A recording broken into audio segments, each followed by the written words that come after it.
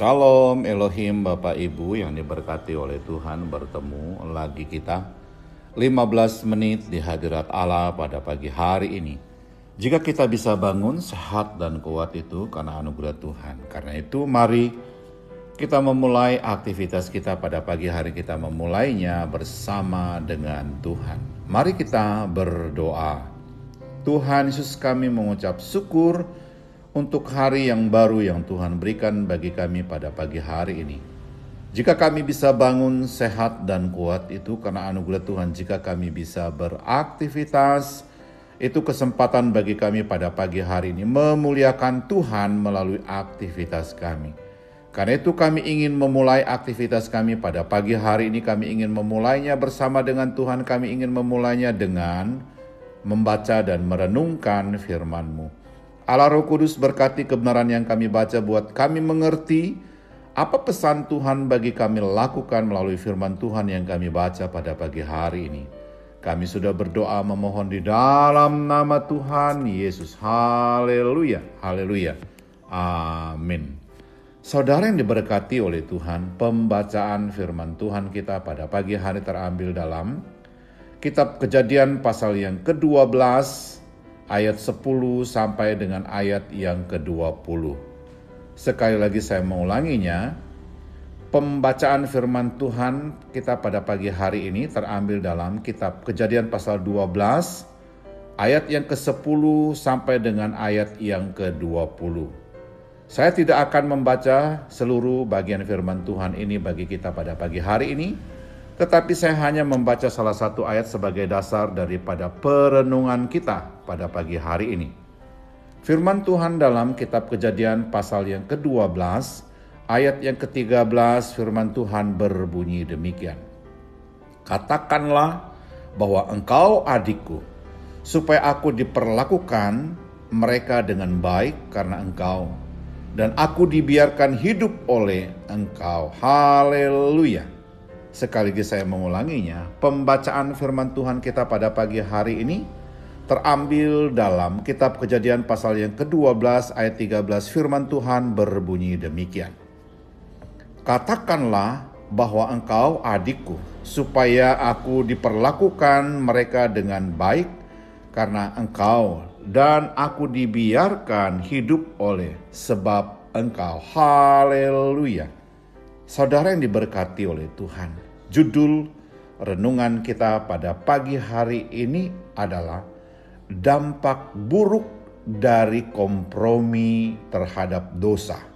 Sekali lagi saya mengulanginya, judul renungan kita pada pagi hari ini adalah dampak buruk dari kompromi terhadap dosa.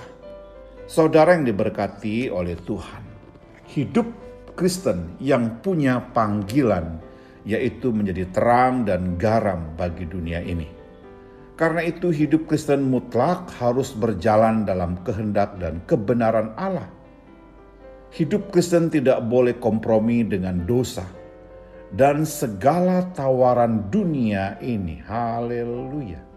Saudara yang diberkati oleh Tuhan, tugas kita adalah menjadi surat Kristus yang terbuka, yang dapat dibaca oleh semua orang, serta menyatakan kuasa dan kemuliaan Tuhan dimanapun kita berada sepanjang hari ini.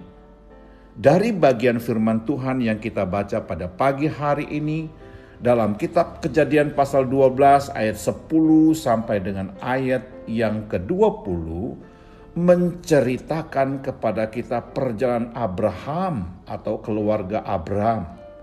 Saudara yang diberkati oleh Tuhan, Abraham adalah seorang yang taat melakukan kehendak Allah. Bahkan dia disebut sebagai bapa semua orang beriman. Tetapi secara tiba-tiba dia punya mental seorang pengecut. Takut dengan keberadaan istrinya, sehingga mulai kompromi terhadap dosa. Hampir saja istrinya menikah dengan Firaun hanya demi kekayaan dan harta pribadi. Saudara yang diberkati oleh Tuhan, jika kita membaca kembali bagian firman Tuhan Kitab Kejadian pasal 12 khususnya Ayat 12-13 saya akan membacanya bagi kita, menunjukkan keberadaan yang mulai kompromi, di mana kata Abraham, apabila orang Mesir melihat engkau, mereka akan berkata, itu istrinya. Jadi mereka akan membunuh aku dan membiarkan engkau hidup. Katakanlah bahwa engkau adikku, supaya aku diperlakukan mereka dengan baik karena engkau, dan aku dibiarkan hidup oleh sebab engkau.